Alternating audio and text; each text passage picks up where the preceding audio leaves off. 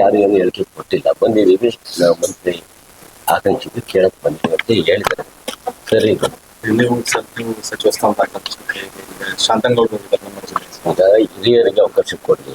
ಜೊತೆಗೆ ನಾವು ನಮ್ಮ ರವಿಗಾಡಿಗ ಮಂಡ್ಯ ಶಾಸಕರು ನಾವೆಲ್ಲ ಮುಂಚೆಯಿಂದ ಡಿಬೇಟ್ ಮಾಡಿದ್ದೀವಿ. ಕೋಳಿವಾಡ ಎಲ್ಲ ಪ್ರಥಮ ಬಾರಿ ಆಯ್ಕೆ ಆದವ್ರಿಗೂ ಅವಕಾಶ ಕೊಡಿ. ಯಾಕೆಂದ್ರೆ ಈ ಹಿಂದೆಲ್ಲ ಪ್ರಥಮ ಬಾರಿ ಆಯ್ಕೆ ಮುಖ್ಯಮಂತ್ರಿನ ಆಗಿರೋ ನಿದರ್ಶನಗಳಿದಾವೆ. ಅನುಭವ ಅದಾಗಿ ಬರ್ತದೆ. ಹಂಗಾಗಿ ಪ್ರಥಮ ಬಾರಿ ಆಯ್ಕೆ ಆಗಿರೋರ್ಗೂ ಅವಕಾಶ ಕೊಡಿ. ಯಾಕೆಂದ್ರೆ ಹಳೆ ಬೇರು ಹೊಸ ಚಿಗುರು ಅನ್ನೋದು ನಮಗೆಲ್ಲ ಗೊತ್ತಿದೆ ನಾಣ್ಣುಡಿ. ಅದರಂತೆ ಕೊಟ್ರೆ ಅವ್ರ ಜೊತೆ ನಾವು ಸೇರಿ ಕೆಲಸ ಮಾಡ್ತೀವಿ. ನಾವು ನನಗೆ ಕೊಡ್ರಿ ಅಂತ ಹೇಳಿದ್ರೆ ಯಾರು ಹೊಸಬ್ರಿಗೆ ಒಂದು 4-5 ಜನಕ್ಕೆ ಅವಕಾಶ ಮಾಡ್ಕೊಡಿ. ನೀವು ಕೂಡ ಆಕಾಂಕ್ಷಿ ಕೊಟ್ಟರು ಬೇಡ ಅಂತ ಸನ್ಯಾಸ ಅಲ್ಲೋಳ ರಾಜಕೀಯ. ಈಗ ಡಿ ಕೆ ಶಿವಕುಮಾರ್ ಸಿಎಂ ಆಗ್ತಾರೆ ಅಂತ ಹೇಳ್ತಾ ಇದ್ವಿ. ಈಗ 3 ವರ್ಷ ಆಯ್ತು. ಹೈಕಮಾಂಡ್ ಅಲ್ಲೇ ಬಿಟ್ಬಿಟ್ಟಿದೀವಿ. ಯಾಕಪ್ಪ ಅಂದ್ರೆ ನಮ್ಮ ಆಸೆ ಇದೆ, ಅದು ಯಾವಾಗಲೇ ಶಾಶ್ವತ, ಅಲ್ಲೇ ಬದಲಾವಣೆ ಇಲ್ಲ, ಅದು ಶಾಶ್ವತ. ಈಗ ಅದು ಹೈಕಮಾಂಡ್ ಅಂಗಳದಲ್ಲಿ ಇರೋದ್ರಿಂದ ನಾವು ಯಾರು ಮಾತಾಡಂಗಿಲ್ಲ. ಎಲ್ಲ ಮಂತ್ರಿ ಮಂಡಲ ಇರ್ಬೋದು, ಮುಖ್ಯಮಂತ್ರಿಗಳು, ಉಪಮುಖ್ಯಮಂತ್ರಿಗಳು ಎಲ್ಲರೂ ಹೈಕಮಾಂಡ್ ಏನಿರುತ್ತೆ ಅದು ತೀರ್ಮಾನ ಅದಕ್ಕೆ ಬದ್ಧ ಅಂತಾರೆ. ಎಲ್ಲರೂ ಅದು ಹೇಳಿದ್ಮೇಲೆ ನಮ್ದು ಅದಕ್ಕೆ ಹೈಕಮಾಂಡ್ ತೀರ್ಮಾನ ನಾವು ಬದ್ಧವಾಗಿದ್ದೀವಿ. ಸಿಎಂ ಹೇಳ್ತಾರೆ 2028 ನಾನೇ ಸಿಎಂ ಅಂತಾನೆ ಹೇಳ್ತಾರೆ. ಆಗ್ಲಪ್ಪ, ಯಾರು ಬೇಡ. ನಮ್ಮ ಆಸೆ ಏನಪ್ಪ, ಕಾಂಗ್ರೆಸ್ ಪಕ್ಷ ಸಿಎಂ ಇರ್ಲಿ ಅನ್ನೋದು ಆಸೆ. ಅವ್ರು ಇರ್ಲಿ, ಇವ್ರು ಬೇಕು, ಅವ್ರು ಬೇಕು ಅಂತ ಕಾಂಗ್ರೆಸ್ ಪಕ್ಷ ಸಿಎಂ ಡಿ ಕೆ ಶಿವಕುಮಾರ್ ಆಗ್ಲಲ್ಲ. ಎಲ್ಲರೂ ಯಾರಾದ್ರೂ ಆಗ್ಬೋದು. ಹೈಕಮಾಂಡ್ ತೀರ್ಮಾನ ನಾವೆಲ್ಲ ಬದ್ಧವಾಗ್ತೀವಿ. ನಿಮ್ಗೊಂದು ಆಸೆ ಇದೆ ಸರ್, ಡಿ ಕೆ ಶರ್ ಆಗ್ಲೇಬೇಕು. ಹೇಳಿದ್ನಲ್ಲ, ಅವಾಗಿಂದಲೂ ಇದೆ, ಯಾವಾಗಲೂ ಇರುತ್ತೆ. ಅದೇನು ಬದಲಾವಣೆ ಆದ್ರೆ ಯಾವುದೇ ಕಾರಣಕ್ಕೂ ಬದಲಾವಣೆ ಇಲ್ಲ. ಈ ಜೀವ ಇರೋವರೆಗೂ ಅದಕ್ಕೆ ಪ್ರಥಮ ಆದ್ಯತೆ. ಆದ್ರೆ ಹೈಕಮಾಂಡ್ ಬಿಟ್ಟಿದ್ದು, ಯಾಕಂದ್ರೆ ಹೈಕಮಾಂಡ್ ತೀರ್ಮಾನ ಮಾಡಕ್ಕಾಗ್ತದೆ. ಜನ ಒಬ್ಬ ಶಾಸಕ ಆಗಲಿ, ಒಬ್ಬ 70 ಜನ ಹೊಸಬ್ರು ಶಾಸಕರು ಜನ ಬರ್ತಾ ಇದೆ, ಅವರಾಗ್ಲಿ ತೀರ್ಮಾನ ಮಾಡಕ್ಕಾಗಲ್ಲ. ಹೈಕಮಾಂಡ್ ಮಾಡಬೇಕು. ಹೈಕಮಾಂಡ್ ತೀರ್ಮಾನ ಹೇಳ್ತಾ ಇದ್ರು ಸರ್, ಸೂರ್ಯಚಂದ್ರ ಹೇಳೋದು ಎಷ್ಟು ಸತ್ಯನೋ ಡಿ ಕೆ ಶಿವಕುಮಾರ್ ಸಿಎಂ ಅಷ್ಟೇ ಸತ್ಯ. ಅಲ್ಲಿ ಮಾತಾಗೆ ಉಳ್ಕೊಳ್ಪ, ಅದು ಯಾವಾಗಲೂ ಸತ್ಯನೇ. ಸೂರ್ಯಚಂದ್ರ ಸತ್ಯ ತಾನೆ, ಹಂಗೆ ಇದು ಸತ್ಯನೇ. ಸಮಯ ಬರ್ಬೇಕಲ್ಲ, ಹೈಕಮಾಂಡ್ ತೀರ್ಮಾನ ಮಾಡ್ಬೇಕಲ್ಲ. ಹೈಕಮಾಂಡ್ ತೀರ್ಮಾನ ಆಗ್ತದೆ. ಡಿಲೇ ಅಂತೆಲ್ಲ ಒಂದಕ್ಕೊಂದು ಸಂಬಂಧ ಇರೋಂಗೆ ಬರ್ತಾ ಇದೆ. ಕಾರ್ಯಕ್ರಮಗಳು ಬರ್ತಾ ಇದಾವೆ, ಉಪಚುನಾವಣೆಗಳು ಬರ್ತಾ ಇದಾವೆ. ಹೈಕಮಾಂಡ್ ಏನು ಡಿಸಿಷನ್ ತಗೊಳ್ಳೋಷ್ಟು ಸಮಯ ಇಲ್ಲ. ನೋಡೋಣ, ಹೈಕಮಾಂಡ್ ಯಾವಾಗ ಡಿಸಿಷನ್ ತಗೊಳ್ತಾರೆ. ಇದು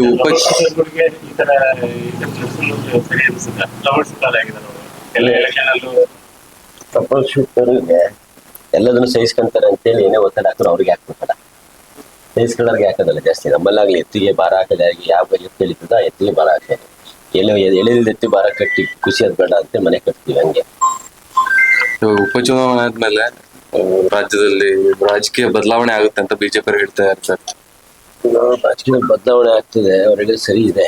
ಬದಲಾವಣೆ ಏನಂದ್ರೆ ಕಾಂಗ್ರೆಸ್ ಪಕ್ಷ ಇನ್ನೂ ಸ್ವಲ್ಪ ಜಾಸ್ತಿ ಸ್ಟ್ರಾಂಗ್ ಆಗ್ತದೆ ಅಂತ. ಬದಲಾವಣೆ ಇನ್ನೂ ಜಾಸ್ತಿ ಸ್ಟ್ರಾಂಗ್ ಆಗ್ತಾ ಹೋಗ್ತದೆ. ಉಪಚುನಾವಣೆ ಗೆದ್ದಂಗೆ ನಾವು ಜಾಸ್ತಿ ಆಗ್ತೀವಿ ಅನ್ನೋದ್ರ ಭಾವನೆಯಲ್ಲಿ ಇರ್ಬೋದು.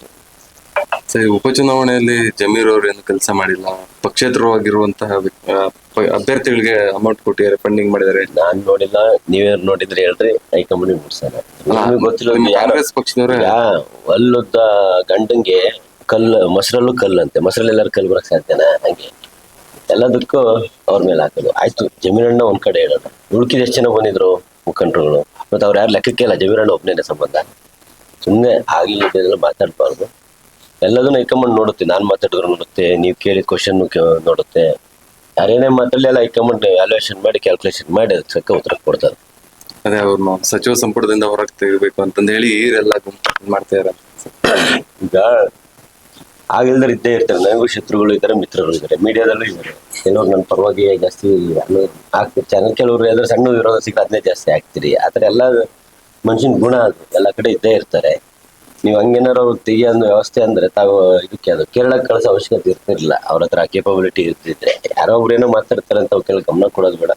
ಜಮೀರಣ್ಣನೇ ಉಪಚುನಾವಣೆಯಲ್ಲಿ ಯಾರು ಅಡ್ಡ ಡಿ ಕೆ ಸಾಹೇಬ್ರ ಜೊತೆ 2-3 ಜನ ಕ್ಯಾಂಪೇನ್ ಅಲ್ಲಿ ಇದ್ದೆ. ನನಗೆ ಬೇರೆ ಜವಾಬ್ದಾರಿ ಕೊಟ್ಟಿದ್ರು, ಜವಾಬ್ದಾರಿ ನಿಭಾಯಿಸಿದ್ವಿ. ಯಾರು ಹೇಳಿದಾರ ಬಂದಿಲ್ಲ ಹೋಗಿಲ್ಲ ಅಂತ? ಕೆಲವೊಬ್ರು ನಾಯಕರನ್ನು ನಮ್ ಕರ್ದೇ ಇಲ್ಲ ಅಂತ ಕೆಲವೊಬ್ರು ಹೇಳ್ತಾ ಇರ್ತಾರೆ. ಅವರ ವೈಯಕ್ತಿಕ ಅಭಿಪ್ರಾಯ. ಇದು ಕಾಂಗ್ರೆಸ್ ಪಕ್ಷದ ಕೆಲಸ. ಕರಿಬೇಕು ಬಿಡಬೇಕು ಅನ್ನೋದೇನಿಲ್ಲ. ಕರೀಲಿ ಬಿಡ್ಲಿ, ನಮ್ಮನೆ ಕೆಲಸ ಯಾರು ಕರಿಯೋದ್ ಕಾಯ್ತೀವ? ನಮ್ಮನೆಗೆ ಯಾರು ಕಸ ಬಿದ್ದು ನಮ್ಮ ಕಡೆಯಿಂದ ಅವ್ರು ಕಸ ಕ್ಲೀನ್ ಮಾಡ್ತಾರೆ. ಇದು ಕರೆಯಂತ ವ್ಯವಸ್ಥೆ ಕರಿಬೇಕು ಅನ್ನೋ ಅನ್ಕೊಂಡ್ ಕೂತ್ಕೊಳ್ಳೋದಲ್ಲ. ಅವ್ರವ್ರ ಅಭಿಪ್ರಾಯ ಅದು. ಅವ್ರ ವೈಯಕ್ತಿಕ ಅಭಿಪ್ರಾಯ ಕರೆದ್ರೆ ಹೋಗ್ಬೇಕು ಅನ್ನೋದು ಅವ್ರ ಅಭಿಪ್ರಾಯ.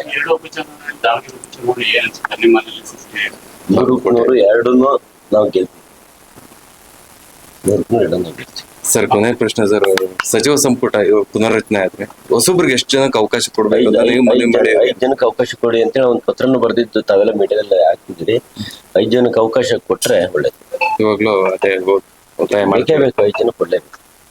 Okay sir, thanks. ಎಲ್ಲ 25 ಜನ ಶಾಸಕರು ಬೆಂಗಳೂರಿಗೆ ಡೆಲ್ಲಿಗೆ ಹೋಗಿದ್ದಾರೆ ಸಚಿವ ಸ್ಥಾನದ ಆಕಾಂಕ್ಷಿಗಳು.